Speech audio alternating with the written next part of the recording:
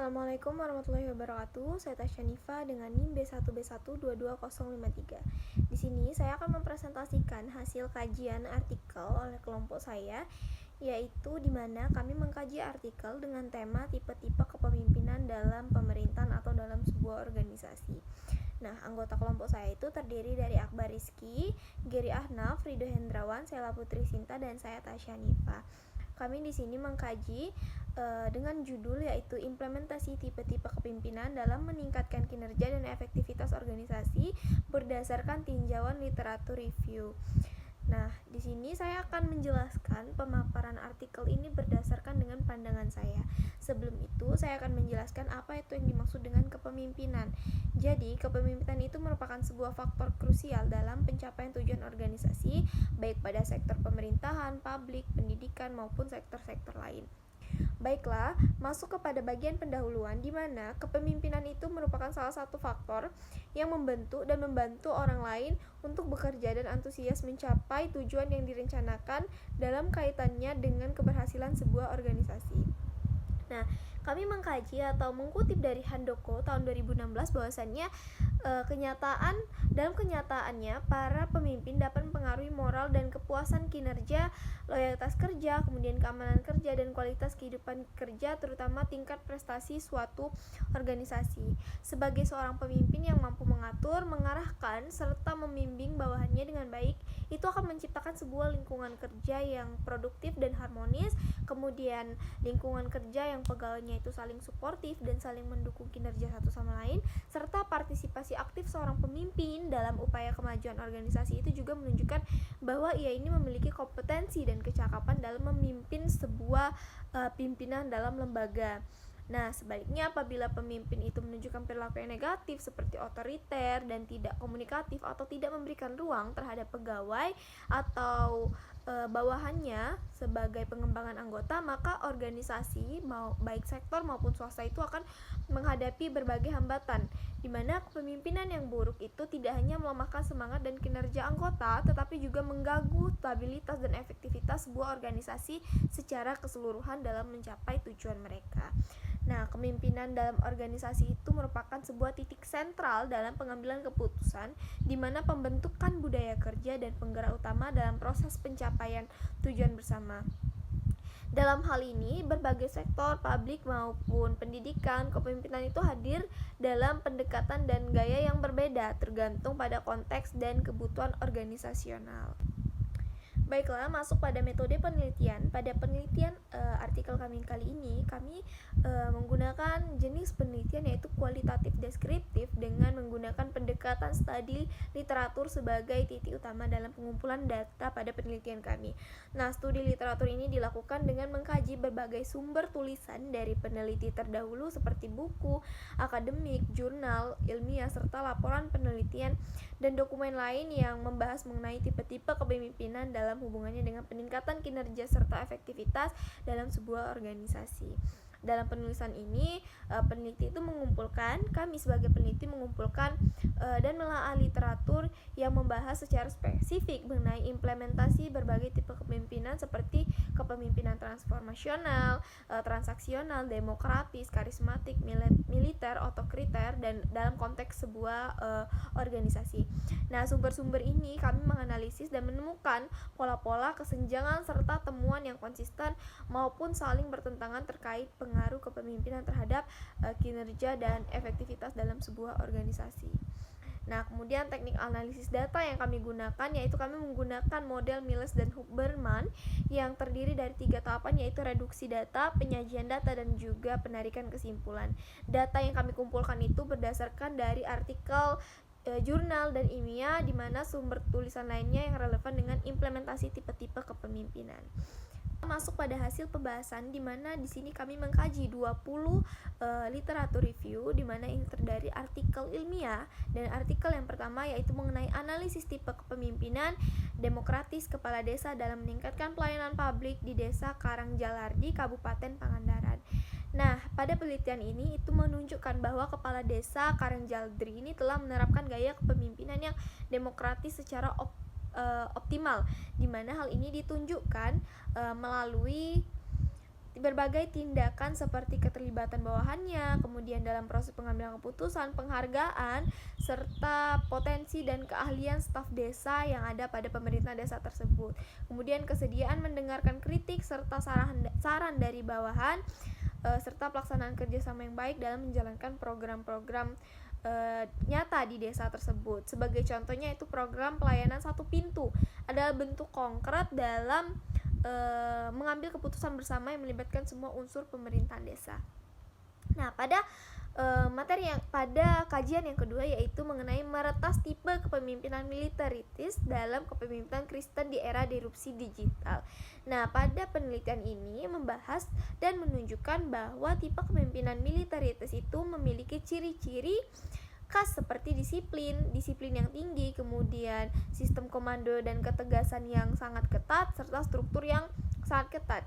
Sedangkan di sisi lain, kepemimpinan Kristen itu memiliki landasan kasih, pengabdian, serta pelayanan yang menekankan hubungan antara manusia yang lebih egaliter dan spiritual terhadap Tuhan, di mana kedua tipe ini memiliki kelebihan dan kekurangan masing-masing.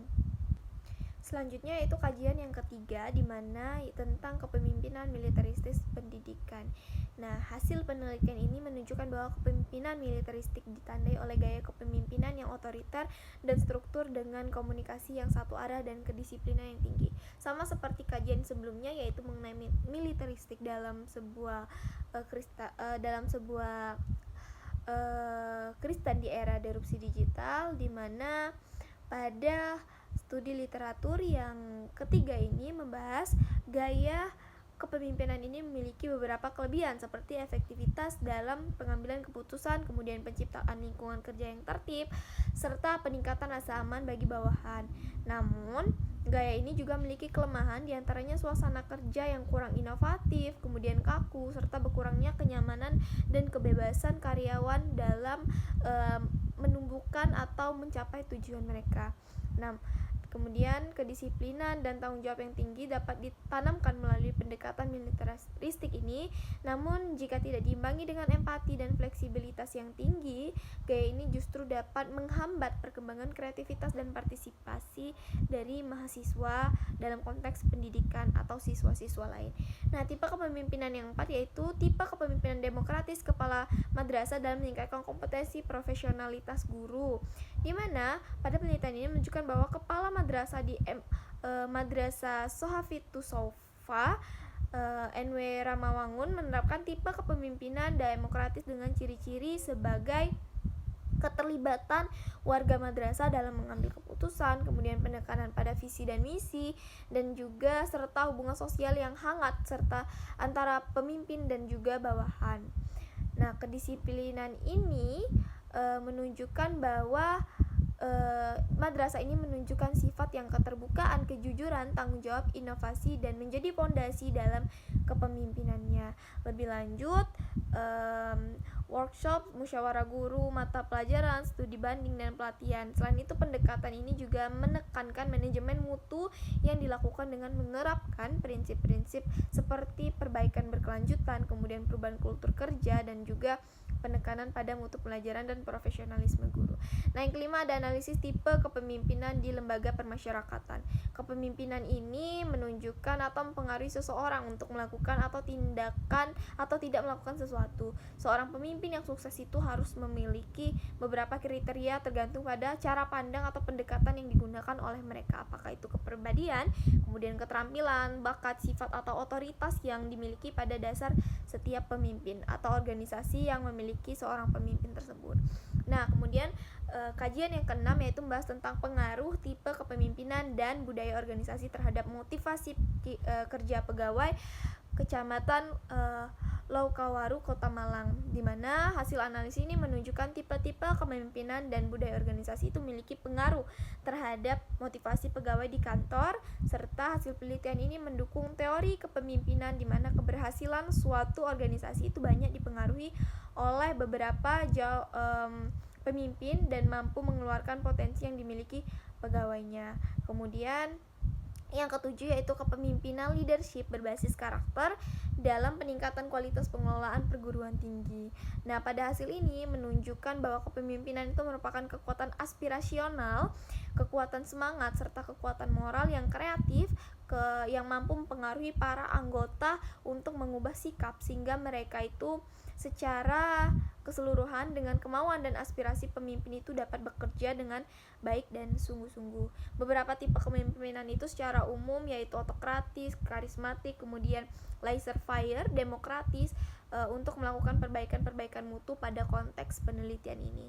Nah, kemudian penelitian yang kedelapan yaitu kepemimpinan ideal pada era generasi milenial. Nah, ini sangat berhubungan erat konteksnya dengan zaman yang sekarang, di mana zaman milenial itu menjadi zaman yang sangat berkepentingan pada saat ini, di mana laju perkembangan zaman saat ini itu telah mempengaruhi segala aspek, mulai tidak terkecuali termasuk pada aspek kepemimpinan.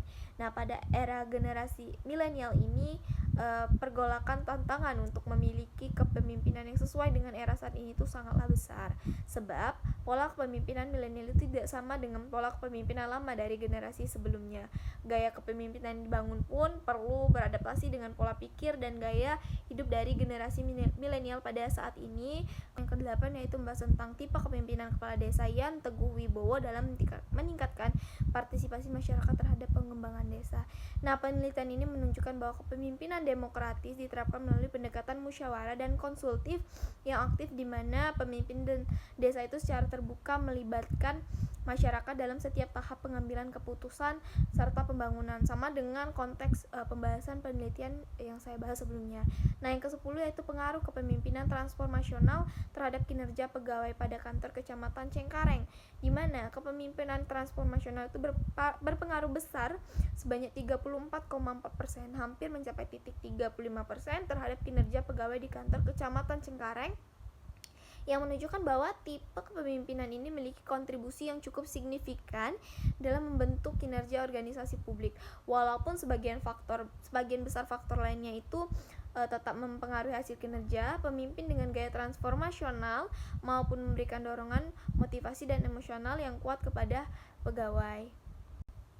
Baiklah, pada pembahasan inti itu menunjukkan bahwa dari beberapa studi literatur yang saya bahas tadi menunjukkan bahwa terdapat keberagaman dalam implementasi gaya kepemimpinan yang diterapkan dalam berbagai konteks organisasi, namun semuanya itu memiliki orientasi yang sama, yakni meningkatkan kinerja dan efektivitas sebuah institusi. Dan untuk pembahasan yang pertama yaitu kepemimpinan transformasional, di mana kepemimpinan ini dianggap sebagai bentuk kepemimpinan yang autentik dan visioner karena mencerminkan esensi kepemimpinan yang sejati. Nah, gaya kepemimpinan ini tidak hanya berfokus pada pencapaian target jangka panjang atau pendek dalam memenuhi rutinitas administratif, melainkan benar-benar mengarahkan organisasi itu menuju pencapaian tujuan yang besar yang sebelumnya belum pernah dicapai oleh mereka. Nah, kemudian yang kedua yaitu gaya kepemimpinan otokratis, di mana ini merupakan kepemimpinan dengan mendasarkan diri pada kekuasaan dan paksaan mutlak yang harus dipatuhi, di mana pemimpinnya selalu berperan sebagai pemimpin tunggal pada one man show. Dia berambisi sekali untuk merajai sebuah situasi. Lalu ada kepemimpinan militeristik. Nah, kepemimpinan ini ditandai dengan struktur komando yang ketat, di mana kedisiplinan itu tinggi dan komunikasi satu arah yang tegas. Gaya ini tuh diterapkan secara tegas dalam konteks pendidikan dan keagamaan untuk menciptakan ketertiban serta kepatuhan. Nah, namun demikian model ini juga menimbulkan keterbatasan dalam aspek partisipatif, kreatif, dan fleksibilitas bawahan karena kurangnya ruang untuk aspirasi dan inovasi dalam karyawan. Selanjutnya yang terakhir yaitu ada gaya kepemimpinan karismatik, di mana gaya karismatik ini merupakan gaya kepemimpinan yang menonjolkan personal pribadi atau pesona pribadi yang ada dalam diri, kemudian wibawa, kemampuan berkomunikasi pemimpin dalam mempengaruhi serta memotivasi pengikutnya atau bawahan ataupun karyawannya. Nah, kepemimpinan ini juga memiliki potensi kelemahan seperti kecenderungan menjadi otoriter seperti yang saya jelaskan pada studi literatur sebelumnya, bahwasannya di mana karyawan itu terlalu bergantung pada figur seorang pemimpinnya. Namun meskipun demikian, jika dijalankan secara etis dan juga memperkuat solidaritas dan meningkatkan semangat kolektif, konteks kepemimpinan ini dapat berjalan dengan sangat baik karena kepemimpinan yang berwibawa dan juga memiliki nilai yang positif. Baiklah, kesimpulan dari kajian yang saya bahas ini bahwasannya kepemimpinan itu merupakan faktor kunci yang sangat menentukan dalam keberhasilan sebuah organisasi baik di sektor pemerintahan, pelayanan publik maupun pendidikan.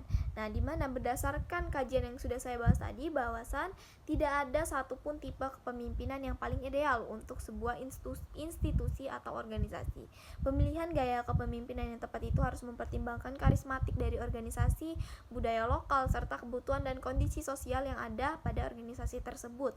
Seorang pemimpin yang efektif adalah mereka yang mampu menyesuaikan gaya kepemimpinannya secara fleksibel dan kontekstual dengan tetap memprioritaskan komunikasi, kolaborasi, serta nilai-nilai moral yang dasar dalam menjalankan peran kepemimpinannya.